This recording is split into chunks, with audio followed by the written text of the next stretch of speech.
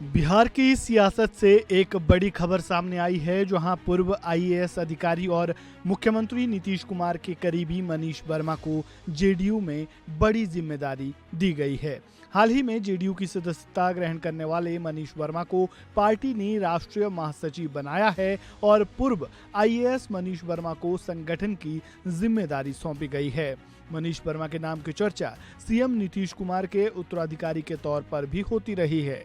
मनीष वर्मा को मिली नई जिम्मेदारी के बाद अब ये चर्चा और तेज हो गई है कि क्या जेडीयू में नीतीश कुमार के बाद मनीष ही नंबर 2 होंगे।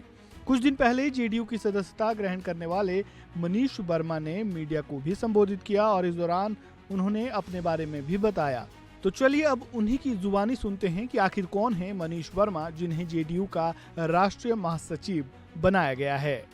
यहाँ पे छोटा सा कागज मिला है मुझे। ये जिस प्रकार से मैंने जब आईएएस की परीक्षा दी थी, तो जो हालत पेपर लिखने से पहले एग्जामिनेशन हॉल में जिस प्रकार जो हालत होती है, वही हालत मेरी आज है। एक जीवन में एक पड़ाव है। अभी तक एक जीवन एक धैर्य से जीता आया हूं और ये एक पड़ाव है। आज सुबह में जब मैं अप्लाई कर रहा था इस पद के लिए, मेंबरशिप के लिए, तो उसमें पेशा लिखना होता है। तो पेशा के रूप में मैं सोच रहा था कि क्या लिखूं। कल 8 तारीख को मैंने जो भी दोनों पद थे,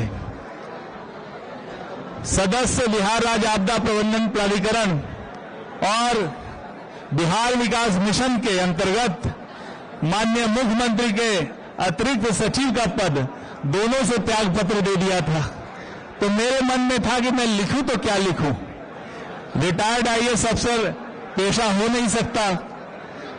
तो मन में आया कि भाई अब तो समाज की ही सेवा करनी है, इसलिए सोशल वर्क ही करना है। इसलिए पेशा के रूप में मैंने सोशल वर्क समाज सेवा लिखा। और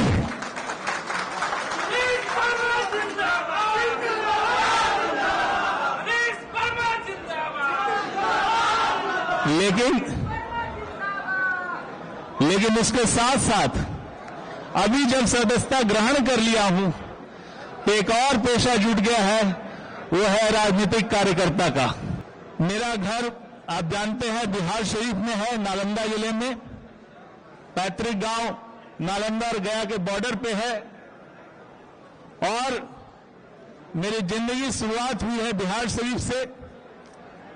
बचपन में सरकारी स्कूल जाना शुरू किया तो सबसे पहला स्कूल था बोरा छाप स्कूल बैगनाबाद का, जिसमें हम लोग बोरा लेके जाते थे, अपना गद्दी अपना बचाते थे और जब भी बरसात होता था तो बोरा ओढ़ के आ जाते थे। तो वहां से जर्नी शुरू हुई और फिर धीरे धीरे मैंने बिहार शरीफ में ही पढ़ाई की। पटना में भी 1-1.5 साल पढ़ाई की लैला स्कूल में, और फिर बिहार शरीफ के सरकारी स्कूल आदर्श उच्च विद्यालय, वहां से पढ़ाई करके मैट्रिकुलेशन किया हूं। उसके बाद साइंस कॉलेज में आने का मौका मिला मुझे और उसके बाद यहां पे पढ़ाई करके आईआईटी की तैयारी की और आईआईटी दिल्ली में मेरा एडमिशन हुआ, वहां से इंजीनियरिंग की और 1996 में आईआईटी से उत्तीर्ण हो गया। इंडियन ऑयल कॉर्पोरेशन में थोड़ा जॉब किया और उसके बाद आईएएस की तैयारी की और 2000 ईस्वी में मैं आईएएस में सिलेक्ट हुआ। 2000 बैच मिला मुझे और साथ ही उड़ीसा का ऑर्डर मिला। तो उड़ीसा जब वहां पे था, करीब 11-12 वर्षों तक उड़ीसा में रहा, 12 वर्षों तक, और वहां की सेवा की। 3 जिलों में मैं वहां पे डिस्ट्रिक्ट कलेक्टर था। मलकानगिरी जिला जो पहला मेरा डिस्ट्रिक्ट कलेक्टरशिप का था, वो मलकानगिरी जिला था। उस समय नक्सलिज्म से बहुत प्रभावित था। 3 साल मैंने वहां पर डीएम के रूप में काम किया और आपको कभी याद होगा कि 2008 के आसपास में डीएम का वहां पे किडनैपिंग हो गया था वहां से, और नक्सलियों ने वहां पे डीएम को किडनैप कर लिया था। उसी जिला में मैंने 3 साल सेवा दी है अपनी, और मेरे लिए बहुत एक अद्भुत क्षण है उस समय का कि पहला डीएमसी पर इस तरह के इलाके में। उसके बाद राइट्स हुआ तो कर्नवाल में मेरी पोस्टिंग हुई, बालासोर में मैं डीएम रहा। तीन जिलों का डीएम रहने के बाद मेरे पिताजी उस समय बीमार थे और उन्होंने कहा कि बेटा मर जाएंगे तब आओगे बिहार।